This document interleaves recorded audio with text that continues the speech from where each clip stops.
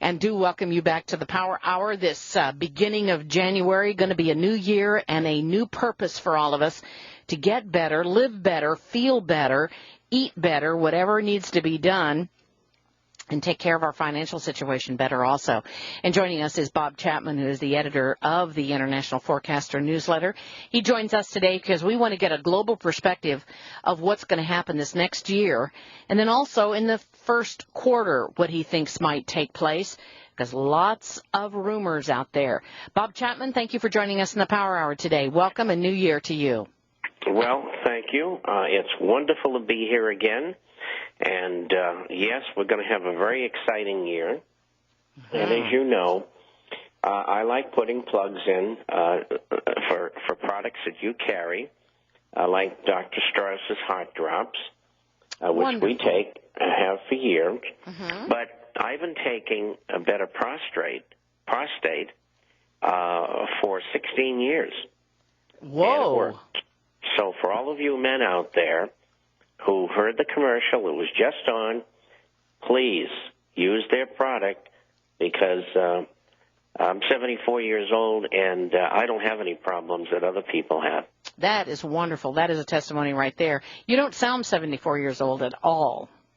Well, I don't know why, but anyway, thank God. Well, you're very articulate, very clear, very, you enunciate well, you're understood very well, and, you don't have to get old and feel creepy and not function well. You don't have to do that. And what we need to do is take care of ourselves. We're going to be talking about that more. But I am really concerned. I've been hearing a lot of rumors about bank holidays, things taking place with the modification of our monetary system that have been coming out over the holidays. I haven't really given it too much credence, but I wanted to talk to you and find out what you're hearing, because you always seem to have your ear closer to the pavement than the rest of us. Well, one of the things that I don't like about people's commentary, now everybody has a right to be wrong, but the sensationalizing of events, I don't like it. It's not fair. People shouldn't be herded into thinking a certain way simply because someone thinks that way, and very often they have a financial motive for doing so. But with that said, we are headed toward trouble. Before the end of the year or in the first 6 months of next year, there's an excellent possibility that we could have an official devaluation of the dollar and a default. And it would not be unilateral. It would be multilateral. And that means a whole bunch of countries would be doing the same thing.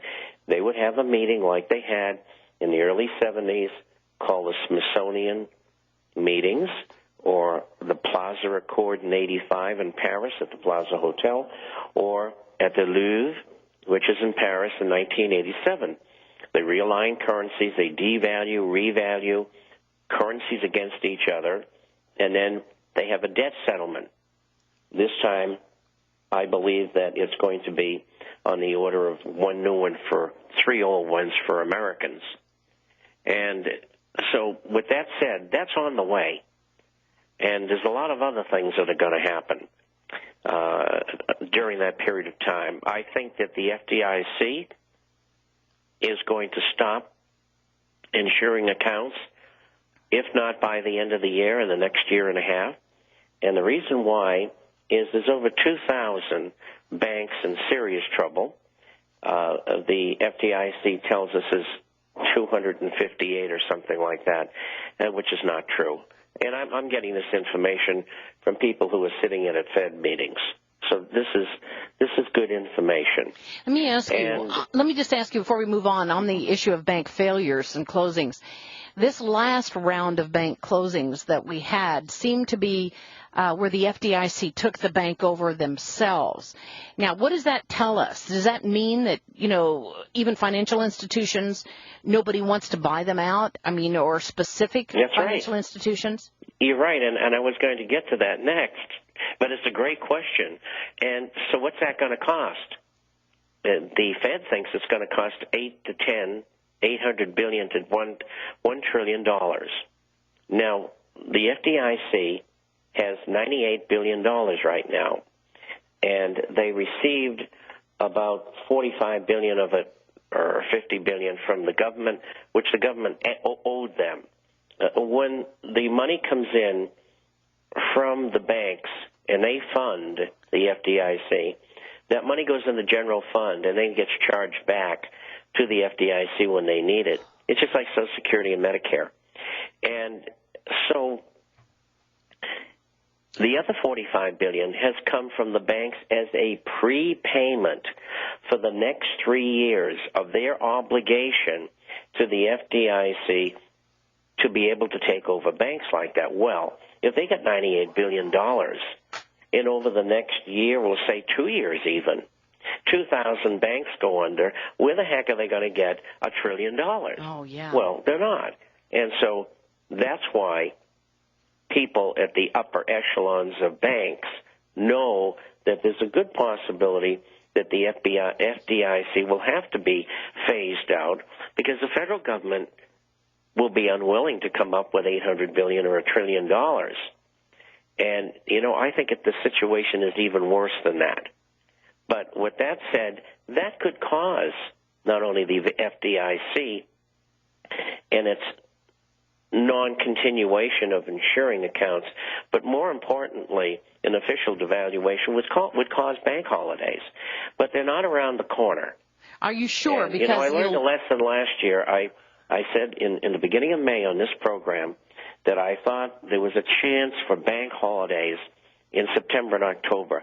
I come back on this program in July, and I said I don't think that's going to happen because it would be a beta test, and if they were to do that in the current political environment, it would not be good. So I don't think they're going to do it, and they didn't do it. Well, they didn't do it, and now people are starting to mention the dates of the 11th and the 15th of January. I'm starting to get a lot of power hour chatter over that. I don't give it a whole lot of credence because I don't know where it's coming from. But is there any chance, though, let me just ask you this, is there any chance that these 2,000 banks could be in that much of a tenuous situation that it could sort of push us over the edge? Because I'm very concerned when they start taking over banks, the FDIC, and calling it the Federal Deposit Bank. That's what they named that bank. That I forget where it was. That the last one that in Ohio or California, I can't remember. But that really concerns me. Are we in that unstable a situation, though, that it could happen? It's worse than it even seems. Because all the big banks and brokerage houses are broke. They get two sets of books. I mean, where in American county procedure for the past 300 years have corporations been allowed to keep two sets of books? One set for all the bad stuff and one set for all the good stuff. And the bank executives continue to pull down $50 and $100 million a year in salaries and benefits and all that sort of thing. The whole thing is crazy. The American public standing and saying, am I mad or are these people just robbing us blind? And they are. They're just nothing but criminals. Mm-hmm. They are, and it is criminal. The whole system is coming down. It's only a question of when. And that's why I've given you the projections that I have. Incidentally, official inflation right now is 2.4%. I think it's 8.25%. I think it's going over 14% this year. Whoa. And I'm being conservative. Well, I think that when it comes time to April 15th, they're going to find out that a lot of people don't have money to pay, are disenfranchised from the system, don't like the fact that they've just been printing up the money for the big guys and letting all the little people hurt and suffer. I mean, you've got the president flying all over, living with 26 fireplaces in his home, while other people can't even afford a tank of fuel oil to be able to heat their home. And these people are living like kings and queens. Nancy Pelosi, with her own plane that does not have to be refueled, that she can go from here to Switzerland without it being refueled now. I mean, they're tired of this, and they're seeing it, and we are doing the same thing that third world countries do when the top echelon takes all the money, siphons it off, and all the little people are down there going, but what about me? I couldn't have said it better. You're absolutely right. And, it's the little people who really count. I mean, that's what life is all about. All of us are born with a set of equipment. and some people's equipment isn't as good as others. And those of us, like you and I, who have been successful because we were given a great set of equipment, we should be able to try to help these people lead normal lives. And that's not what's happening. In fact, it's very difficult for us to help people because all the money's at the top. And, that's what happened during the 1920s, which led to the situation we had in the 30s. And it's happening all over again.